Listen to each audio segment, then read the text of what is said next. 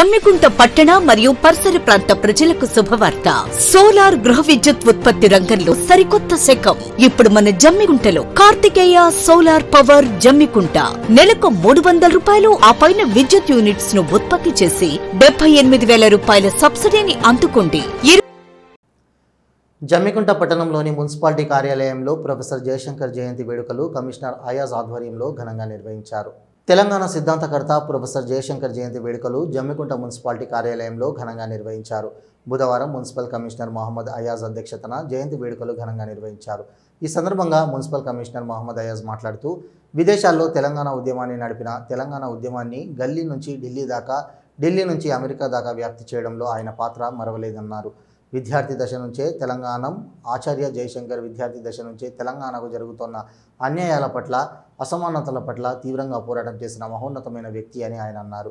1952 non Mulki ఉద్యమంలోకి ఆనాటి నుంచి సమరశీల పాత్రను పోషించారన్నారు.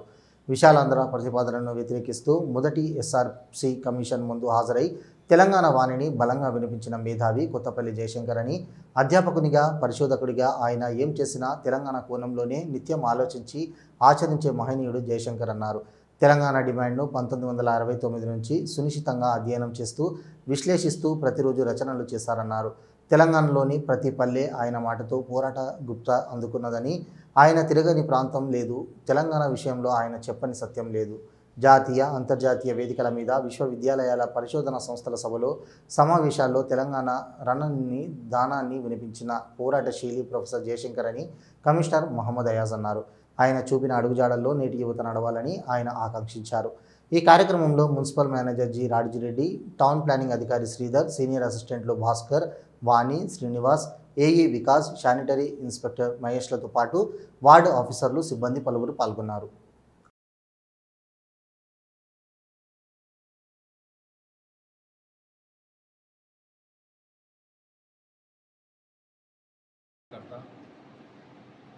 ప్రొఫెసర్ జయశంకర్ గారి జయంతిని మన జమ్మికుంట మున్సిపల్ కార్యాలయంలో నిర్వహించుకుంటున్నాం.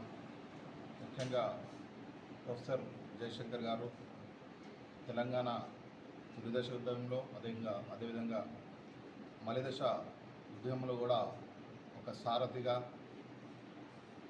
తెలంగాణ రాష్ట్రం రావడానికి దిశను మనకు ఆయన సూచించినారు.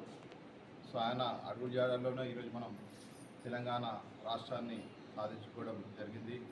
ముఖ్యంగా ప్రొఫెసర్ జయశంకర్ గారు ఫస్ట్ ఆయన స్కూల్ అసిస్టెంట్గా అపాయింట్మెంట్ అయినప్పుడు ఆంధ్ర తెలంగాణ స్కూల్ అసిస్టెంట్ టీచర్కున్న వేతనాల్లో వ్యత్యాసాన్ని ఆ రోజుల్లోనే కనుగొని ఒకే కొలువు మరి వేతనాలు వేరేందుకు, ఆంధ్ర ఏంటి తెలంగాణ ఏంటి, సో సమాన పనికి సమాన వేతనం ఇవ్వాలా, అదేవిధంగా ఆంధ్రాలో పనిచేసిన స్కూల్ అసిస్టెంట్లకు చెల్లించే వేతనాలను మన యొక్క తెలంగాణ యొక్క స్కూల్ అసిస్టెంట్లకు చెల్లించాలని ఆ రోజు ఆయన ఉద్యమాన్ని ప్రారంభించారు.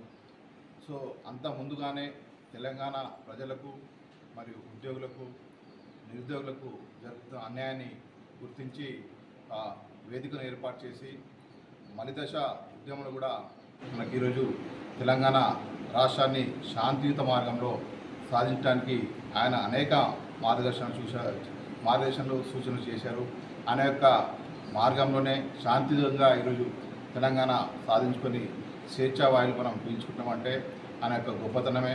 సో రాబోయే రోజుల్లో కూడా మనమందరం కూడా మన యొక్క ప్రొఫెసర్ జయశంకర్ గారి అడుగుజాడల్లో నడుచుకొని ఆయన ఏదైతే ఆకాంక్షలో తెలంగాణ రాష్ట్రంలోని నిరుద్యోగులందరూ ఉద్యోగులుగా మారాలి, మరి ఉద్యోగులు సమాన వేతనం పొందాలనేది ఆ విషయాన్ని వెలువచ్చారు. సో దాన్ని ముందుకు కొనసాగించాలని కోరుతున్నాను.